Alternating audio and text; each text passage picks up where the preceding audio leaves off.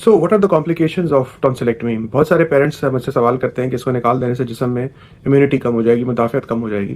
तो मेरा जवाब होता है कि ऐसा कतई नहीं है, क्योंकि जिस्म में और भी बहुत सारे अज्जा ऐसे हैं जो कि इम्यूनिटी फराहम करते हैं। Tonsil are not the only organs जो कि हमें इम्यूनिटी देते हैं।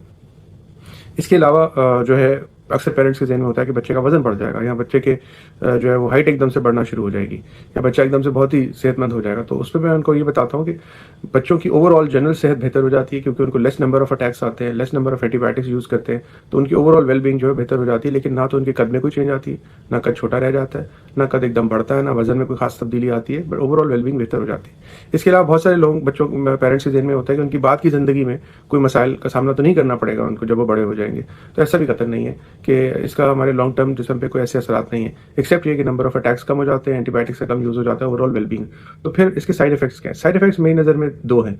नंबर वन, इसका ये एक ऐसा प्रोसीजर है जिसमें पेन होता है, जिसमें काफ़ी पेन होता है, और 2-2.5 हफ्ते तक ये पेन होता है। 3 हफ्ते तक जो है वो पेन जो है बिल्कुल सेटल हो जाता है, और बच्चा जो है नॉर्मल अपने स्कूल, कॉलेज, यूनिवर्सिटी जाने के काबिल हो जाता है। So it is about 3 weeks. मैं ये सजेस्ट करता हूँ कि बच्चों को ये सर्जरी अपने स्कूल की, कॉलेज, यूनिवर्सिटी की छुट्टियों में करानी चाहिए, ताकि वो अच्छे से रिकवर कर सकें घर पे, और फिर जो है वो अपने काम को ज्वाइन कर सकें। इसके अलावा 1% चांस होता है ब्लीडिंग का।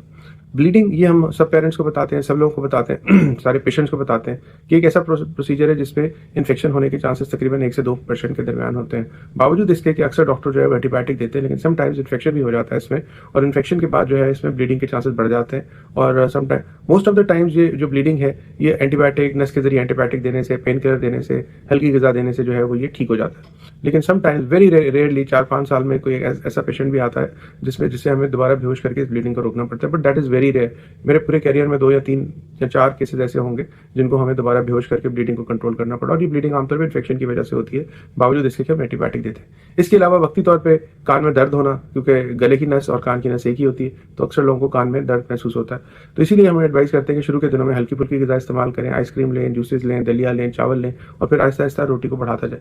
ये जो कॉम्प्लिकेशंस हैं ये बड़ों में निस्बतन ज़्यादा होती हैं, छोटे बच्चों में निस्बतन कम होती है। ये याद रखिए कि हम टॉन्सिलेक्टमी सर्जरी जो है वो आमतौर पर 5.5-6 साल से पहले नहीं सजेस्ट करते और ना ही करनी चाहिए, बिकॉज उसमें अगर कॉम्प्लिकेशन हो तो बच्चा उसको हैंडल करने के काबिल नहीं होता।